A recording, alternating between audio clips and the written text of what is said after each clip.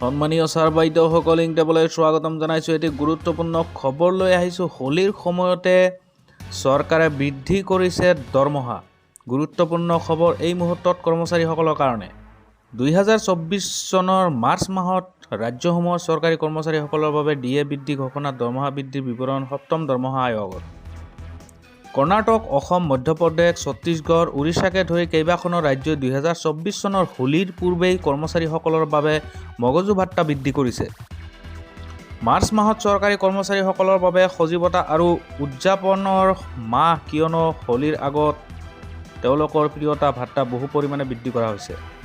কেন্দ্ৰীয় চৰকাৰৰ কৰ্মচাৰীৰ উপৰিও ৰাজ্য চৰকাৰৰ কৰ্মচাৰীৰ দৰমহা বৃদ্ধি কৰা হৈছে।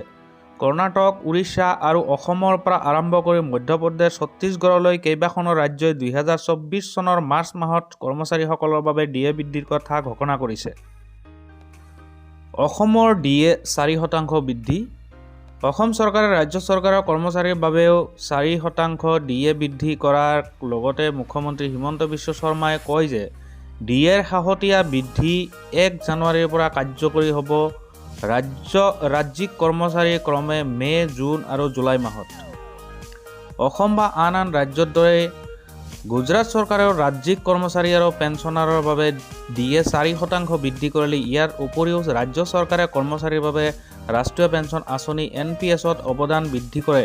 সংবাদমেলৰ সময়ত ৰাজ্য চৰকাৰেও সপ্তম দৰমহা আয়োগৰ সংশোধিত দৰমহা স্কেলৰ ভিত্তিত 10টা সঞ্চিত পাতৰ দৰে LCD নগদ ৰূপান্তৰৰ হিচাপে কৰিব।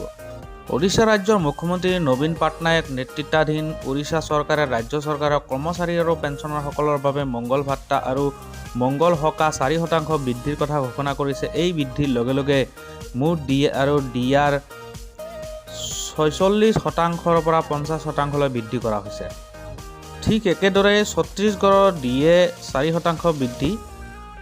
2024 চনৰ মাৰ্চ মাহত ছত্তীশগড় চৰকাৰে ৰাজ্যখনৰ চৰকাৰী বিষয়াসকলৰ বাবে ডিয়াৰনেছ এলাৱেন্স ডিএ 4% বৃদ্ধি কৰাৰ কথা ঘোষণা কৰিছিল আৰু আগন্তুক লোকসভা নিৰ্বাচনৰ পূৰ্বে এই পদক্ষেপ মাত্ৰ আহিছে।